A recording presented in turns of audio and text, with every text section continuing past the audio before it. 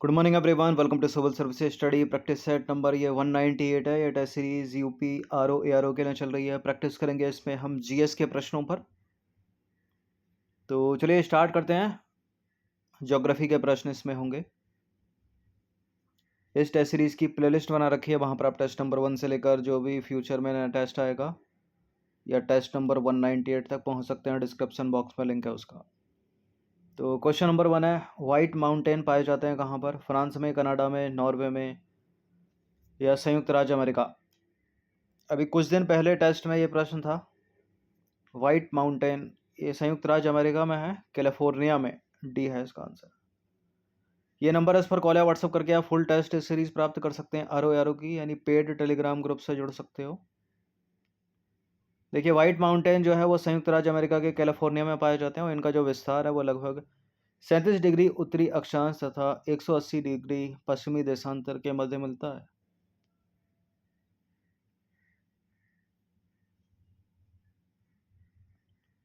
देखिए, हिमालय का जो विस्तार है पूर्व की तरफ यदि देखें तो अराकनयोमा निम्नलिखित में से किस देश में स्थित है? बताइए। म्यांमार, बलूचिस्तान, नेपाल या कश्मीर में? अराकनयोमा जो पर्वत है वो है, और जो हिमालय का ही विस्तार है ये, ठीक है, ये रेंज आ रही है यहाँ तक, म्यांमार तक, तो म्यांमार में है, ये है इसका आंसर। देखिए, हिमालय का विस्तार अराकनयोमा पर्वत म्यांमार में स्थित है और इसे राखीन पर्वत के नाम से भी जाना जाता है। इसमें इरावदी नदी बहती है और यह समानांतर पर्वत श्रेणी की सबसे प्रमुख श्रृंखला है जो असम, नागालैंड, मिजोरम और म्यांमार के माध्यम से आर्क बनाती है। ठीक है, भारत में असम, नागालैंड, मिजोरम और साथ ही म्यांमार।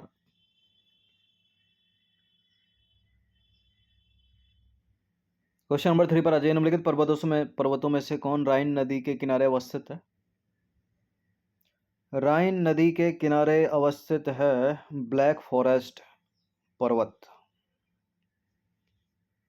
देखिए, राइन नदी जो है वो स्विट्जरलैंड में आल्प्स पर्वत से निकलकर जर्मनी और नीदरलैंड के बीच बहती हुई उत्तरी सागर में गिरती है, यानी नॉर्थ सी में गिरती है।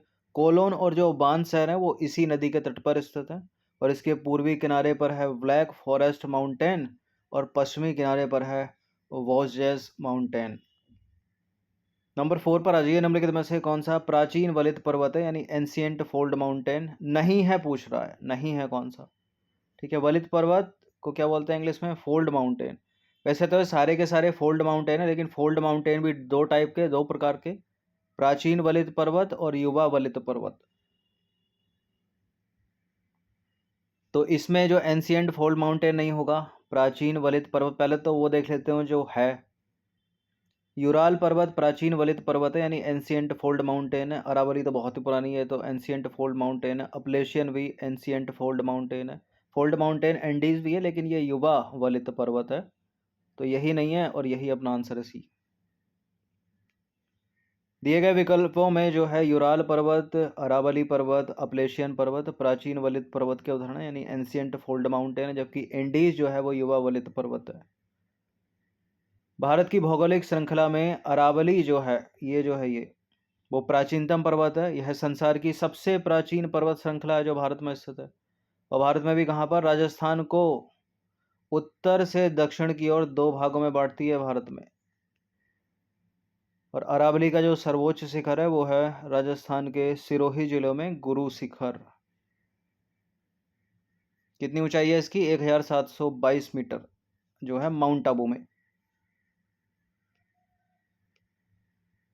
ड्राकेंसवर्ग पर्वत निम्नलिखित में से किस देश में स्थित है? यह है अफ्रीका, साउथ अफ्रीका में, यानी कॉन्टिनेंट हो गया अफ्रीका। ड्रैकेंसवर्ग पर्वत दक्षिण अफ्रीका का सर्वोच्च पर्वत है। इसकी ऊंचाई है 3482 मीटर और इसका जो विस्तार है वो है दक्षिण अफ्रीका, लेसेथो और दो देशों में अफ्रीका महाद्वीप के। क्वेश्चन नंबर 6 पर आ जाइए। दो स्टेटमेंट वाला है प्रश्न है। निम्नलिखित कथनों पर विचार करेंगे। माउंट टिटलिस स्विट्जरलैंड में स्थित है। स्पेन और फ्रांस के मध्य पिरेनीज पर्वत सीमा बनाता है। दो स्टेटमेंट। ये अलग से भी प्रश्न पूछा जा सकता है, माउंट टिटलिस पर्वत कहाँ पर है? तो स्विट्जरलैंड में है, सही है। स्पेन और फ्रांस के मध्य जो सीमा बनाता है पर्वत, उसका नाम है पिरेनीज पर्वत। ये दोनों के दोनों स्टेटमेंट सही हैं, सी है इसका आंसर। तो माउंट टिटलिस जो है वो उरी आल्प्स का एक पर्वत है जो ओबाल्डेन और बर्न, ये जगह कहाँ पर है? स्विट्जरलैंड में, कि केंटन के बीच सीमा पर स्थित है। क्वेश्चन नंबर 7 पर आ जाइए। दक्षिण अमेरिका में खनिजों का भंडार जो क्षेत्र है वह निम्न में से कौन सा है? ब्राजील का पठार, बोलीविया का पठार, पेंटागोनिया का पठार या वेसिन? पेंटागोनिया का पठार है, सी है इसका आंसर। देखिए दक्षिण अमेरिका यानी साउथ अमेरिका में खनिजों का जो भंडार है वो पेंटागोनिया का पठार को कहा जाता है। क्वेश्चन नंबर 8 पर आ जाइए। निम्नलिखित में से कोई एक मिसमैच है। टेलीग्राफिक पठार हिंद महासागर में, कोको कटक प्रशांत महासागर, वेल्वेस कटक अटलांटिक महासागर, अगुलहास बेसिन हिंद महासागर। अगुलहास बेसिन इंडियन ओशन में सही है, वेल्वेस कटक अटलांटिक ओशन में सही है, कोको कटक पैसिफिक ओशन में सही है, लेकिन टेलीग्राफिक पठार भी वही है जहां वेल्वेस कटक है, यानी अटलांटिक ओशन में, हिंद महासागर में नहीं है। तो पहला वाला इनकरेक्ट है, मिसमैच है, यही अपना आंसर है ए। तो टेलीग्राफिक पठार अटलांटिक महासागर में स्थित है। टेलीग्राफिक पठार को एक हाइड्रोग्राफिक मिथक कहा जाता है। क्वेश्चन नंबर 9 पर आ जाइए। निम्नलिखित कथनों पर विचार करेंगे। दो स्टेटमेंट वाला ये प्रश्न है। पंजशीर वैली पंजशीर नदी से घिरी हुई है। पंजशीर वैली अफगानिस्तान के पंजशीर प्रांत में काबुल के उत्तर में स्थित है। कौन सा करेक्ट है इनमें? यह भी कुछ 1-2 साल पहले तालिबानियों ने यहाँ पर जो है अपना डेरा बसाया था, कब्जा किया था, ठीक है, इस प्रांत को भी घेर लिया था, तो उसके लिए ये तब से न्यूज़ में थी। तो याद रखिएगा इसको, अफगानिस्तान इतना ही काफ़ी है, सी है इसका आंसर। 10वां प्रश्न है। राजाओं की घाटी निम्नलिखित में से कहाँ स्थित है? राजाओं की घाटी है मिस्र में, यानी अफ्रीका में। तो राजाओं की घाटी मिस्र यानी इजिप्ट में स्थित है। यह नील नदी के पश्चिमी किनारे पर स्थित है। क्वेश्चन नंबर 11 पर आ जाइए। निम्नलिखित कथनों में से कौन सा कथन सही है? दो स्टेटमेंट है यहाँ पर। डिगबोई को असम के तेल शहर के रूप में जाना जाता है, जहाँ एशिया में पहला तेल का कुआं खोदा गया था, और असम में केवल एक ही शोधनशाला है, डिगबोई शोधनशाला। ये केवल और बाउंडेशन वाले जो स्टेटमेंट होते हैं वो गलती होते हैं अधिकतर। तो असम में 4 शोधनशालाएं हैं डिगबोई को सम्मिलित करते हुए, तो गलत है दूसरा वाला स्टेटमेंट, केवल पहला वाला ही सही है। डिगबोई को असम के तेल शहर के रूप में जाना जाता है, जहां एशिया में पहला तेल का कुआं खोदा गया था। तो ओनली 1 इसका करेक्ट है केवल। देखिए डिगबोई को असम के तेल शहर के रूप में जाना जाता है, जहां एशिया में पहला तेल का कुआं खोदा गया था, और पहली शोधनशाला यहां 1901 की शुरुआत में असम ऑयल कंपनी लिमिटेड द्वारा शुरू की गई थी। और डिगबोई में सबसे पुराना तेल का कुआं है। इंडियन ऑयल कॉरपोरेशन लिमिटेड यानी आईओसी ने 1981 में असम ऑयल कंपनी लिमिटेड की शोधनशाला और व्यापार प्रबंधन का अधिग्रहण किया और एक अलग विभाग बनाया। तो पहला वाला तो स्टेटमेंट करेक्ट है, दूसरा इनकरेक्ट है, क्योंकि असम में 4 शोधनशालाएं हैं, ठीक है, इंक्लूडिंग डिगबोई शोधनशाला। 3 कौन कौन सी हैं?